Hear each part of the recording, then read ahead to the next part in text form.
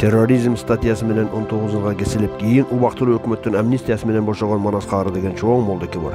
2008-жылы 25 сентябрда Орозо айт майрамын рай борбордо өткөрүп жатышканда бийлик тараптан Хезбут Тахрир уюмун жок кылуу максатында уюштурулган атайын чагым менен тополоң уюштурулуп, ошого катышты деген шылтоо менен 32 адам, анын 2 аялдар аркы мөөнөткө, Манас Каары болсо терроризмди колдоо статьясы менен 19 жылга кесилип, бирок 2010 жылкы апрель окуясынан кийин бийликке келген убактылуу өкмөттүн атайын нока тополоңунун катышуучуларына арналган амнистия менен бошоп чыгышкан.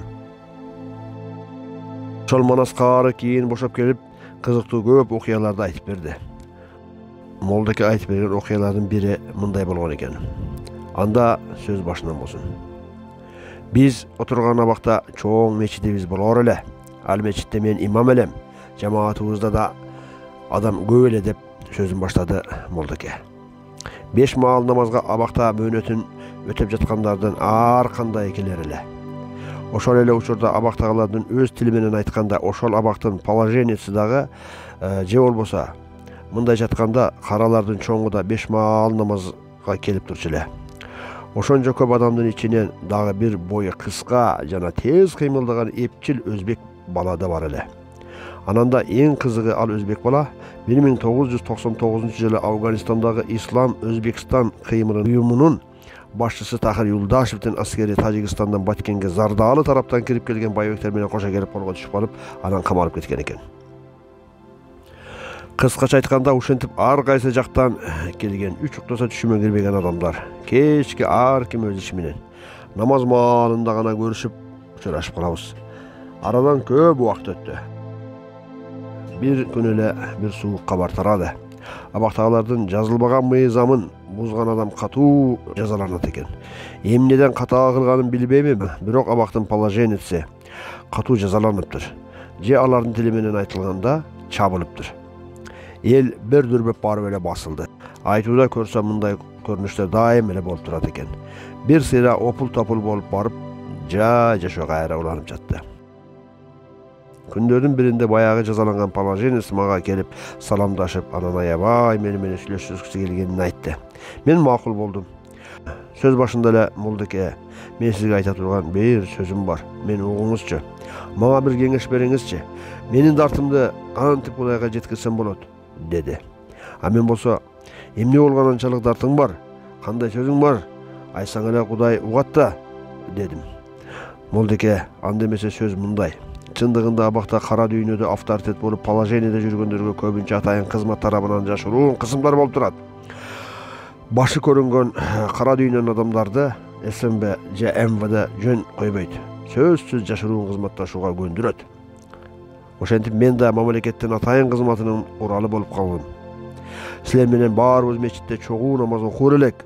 Баарыңарга менин көңүлүм да, ниетим да таза эле. Ошентип күндөрдүн биринде мага СМБдан сигнал келди. Сөздүн башында проблема жокпу, баары жакшы элеби, эмне жардам керек, кыймылдарың жакшы элеби, ход зеленый. Элеби? Так, анда мындай жакшылап ук. Зонадагы Баткен окуясында колго түшкөн Бахрамов Адылжан деген бар, деп атайын сигнал менен ошону жок кылууну мага ишарат кылды. Нес эле болуп калдым. Эмне кылаарымды билбей көпкө отурдум. Кантип намазда бир катарда отурган адамды кантип жок кылам? Кантип бир катарда отурган мусулманды өлтүрөм деп ойлонуп жаттым. 3 күндөн кийин дагы сигнал келди. Эгер мен аны жок кылбасам, бүт жашыл жүрүштөр, зеленый ходдор жабылаарын эскертишти. Абакта күтүлбөгөн чоң өзгөрүүлөр болоорун туюп турдум. 5 намазга азан айтылып, намазга сууз кирдим. Намаз окуруучу келемде чөк түшүп отурсам, "Ассаламу алейкум ва рахматуллах. Байке кандайсыз? Ыймандар кандай?" деп Бахрамов келип жаныма отуруп калды. Учураштым. Анан бирге намаз окудук. Намаз бүткөнчө оюм оңго бөлүндү. Эмне кылаарымды билбейм. Адам өлтүрүү, жаныңдагы намаздагы катарлаш шеригиңди өлтүрүү кандай оор экенин билдим.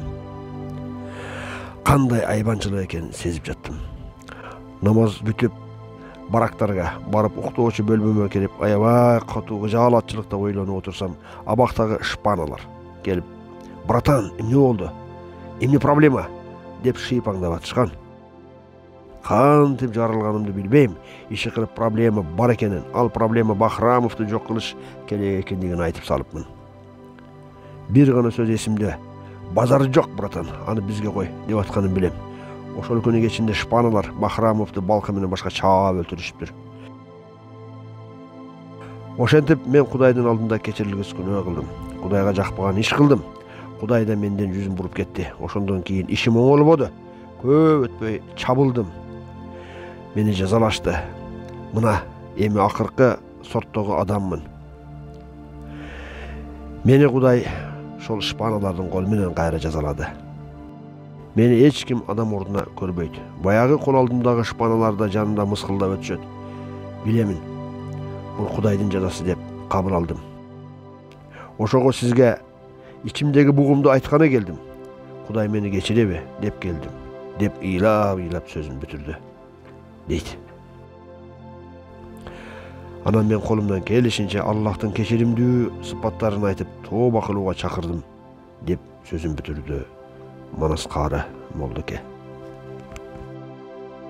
Ушул ак жеринен соттолгон соттолуучулар Бакиевтерди сот залында кантип отуруп каргашып, эмне деп кара дуба кылганды туурасында эмдиги берүүмдү айтып беремин. Көрүшкөнчө саламатта калыңыздар.